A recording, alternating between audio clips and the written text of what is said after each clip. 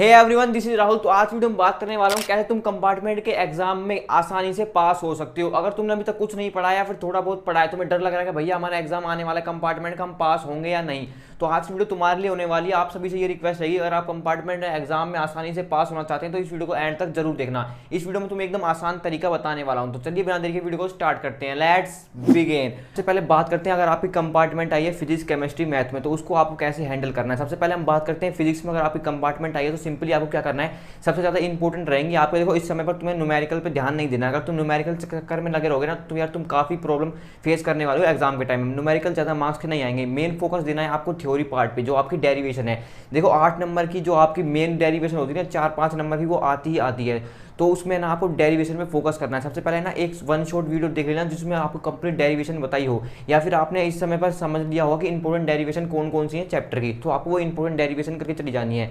इस समय पर आपको ना सिंपल है ना, जो भी चैप्टर तुम्हें इंपॉर्टेंट लग रहा है, आपने देख लिया होगा जो आपका सैंपल पेपर आया था पिछली बार, उससे वेटेज से आपको एनालाइज करके देखना है कितना हार्ड लेवल आया था। देखो मैं यार तुम्हें तो कंपार्टमेंट का एग्जाम का जो लेवल होता है ना वो ईजी रहता है, और उसकी चेकिंग भी लीनियंट रहती है, ताकि सीबीएसई को सभी बच्चों को पास करना चाहता है। लेकिन उसमें शर्त ये है कि कुछ ना कुछ तुम लिखोगे जब भी पास होगे।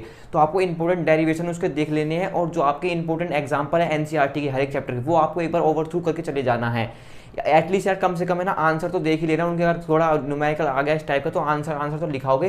देखो न्यूमेरिकल को है ना पास करने के तुम ट्रिक बताता हूँ तुम्हें, बेस्ट तरीका। सबसे पहले तो न्यूमेरिकल तुम्हें आएगा किसी भी चैप्टर से, तो जो जो न्यूमेरिकल में दिया है ना उसको गिवन दे दो, ठीक है। उसमें गिवन जो है ना वो गिवन उतार दो आंसर शीट में, और उसके बाद है ना कोई भी फॉर्मूला तुम्हें फिजिक्स में याद है उस चैप्टर से रिलेटेड, तो वो फॉर्मूला लिख के आ जाओ। बस इतना कर दो। उसमें है ना तुम्हारा 3 मार्क्स का न्यूमेरिकल होगा, तुम्हें 1 मार्क्स मिल ही जाएगा। और डेरिवेशन में जो ऊपर का मेन पोर्शन है तुम्हें कवर कर लेना है, और लास्ट में तुम कुछ भी बीच में तुम कुछ भी घिचपिच कर सकते हो, लेकिन लास्ट में जो रिजल्ट है ना उसको बॉक्स में बना के आ जाना। इससे एग्जामिनर का अट्रैक्शन ज्यादा लगेगा कि इसको लगेगा भाई इसको आता है। तो फिजिक्स में तुम ये काम कर सकते हो। अब हम बात करते हैं केमिस्ट्री में। तो केमिस्ट्री में बच्चों को प्रॉब्लम आएगी ऑर्गेनिक केमिस्ट्री में, और उसी की ज्यादा वेटेज है।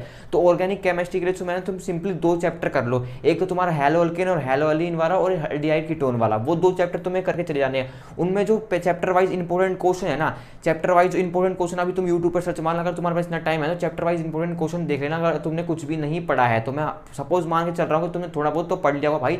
देखो यार मैं तुम्हें एक बात बताता हूँ, अभी तुम है ना थोड़ा बहुत पढ़ लोगे तो तुम्हें ना सिंपल एक एग्जाम देना पड़ेगा। लेकिन अगर तुमने थोड़ा बहुत नहीं पढ़ा तो फिर तुम्हें पूरी साल 12th रिपीट करनी पड़ेगी और पूरे के पूरे एग्जाम देने पड़ेंगे। तो बेनिफिट यही है तुम्हारे लिए, फायदा यही है कि अभी थोड़ा सोशल मीडिया को दूर करके, डिस्ट्रैक्शन को दूर करके, ये कम से कम दिन के 2-3 घंटे पढ़ लो ही। तो अब मैं बात करता हूँ, तो सभी बच्चों को दिक्कत आती है मैथ में। तो मैथ में तुम्हें क्या करना है, मैथ में तो सबसे पहले इंपॉर्टेंट तुम्हें फॉर्मूले याद नहीं होंगे किसी भी चैप्टर के। सबसे ज्यादा डर मैथ में ही लगता है बच्चों को। तो मैथ में सिंपली क्या करना है, जो भी तुम्हारे, देखो मेनली है ना तुम्हारी दिक्कत कहाँ है कि जो तुम्हारे बड़े बड़े क्वेश्चन है उनको तुम्हें ध्यान नहीं देना है।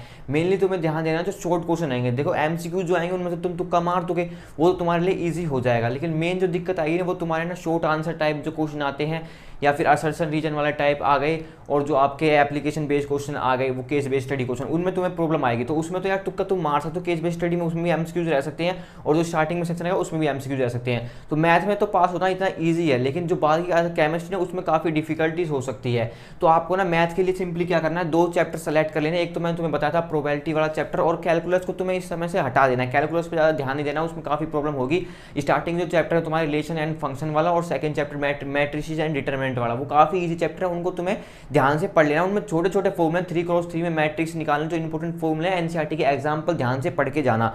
तो इस तरह से तुम इजीली पास कर लोगे। और अगर तुम्हें क्वेश्चन को बिल्कुल भी स्किप नहीं करना, अगर तुम्हें कोई क्वेश्चन नहीं आ रहा है, मान लो तुम्हें कोई क्वेश्चन नहीं आ रहा, तो जितना भी तुम्हें मैथ में अब तक पढ़ा है पूरी साल में वो उतार के आ जाना। क्वेश्चन में गिवन है एक्स की वैल्यू ये है, मैट्रिसेस बना के आ जाना। अगर मैट्रिसेस का क्वेश्चन आए, ए मैट्रिक्स ये है, बी मैट्रिक्स ये है, तो ए बी मल्टीप्लाई करके दिखा देना उनको। इस तरह से कुछ ना कुछ लिख के आना है। अगर तुम कुछ नहीं लिख के आओगे तो तुम्हें 0 मार्क्स मिलेंगे। अगर तुम कुछ लिख के आओगे तो चांसेस है तुम्हें 0.5 मार्क्स मिल जाए या 1 मार्क्स मिल जाए।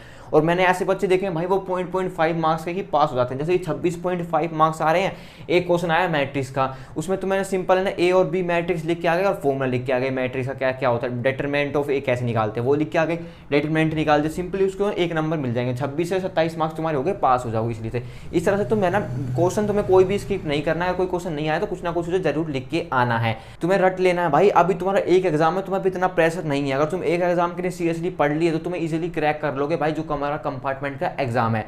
तो इस वीडियो को तुम्हें अपने सभी दोस्तों में शेयर कर देना जो भी तुम्हारे साथ में कंपार्टमेंट वाली आई है। तो आई होप तुम्हें वीडियो हेल्पफुल लगी होगी। जो मैंने इसमें तरीका बताया उस तरीके को तुम आजमा सकते हो, और जो तुम्हारा कंपार्टमेंट इससे पहले का जो मेन पेपर आया था उसको एक बार एनालाइज कर लेना कहाँ कहाँ से क्वेश्चन पूछे गए हैं। तो उसी के आसपास वाले टॉपिक हैं तुम्हें उठाकर पढ़ने हैं, वहीं से आसपास वाले टॉपिक तुम्हारे क्वेश्चन में आ सकते हैं।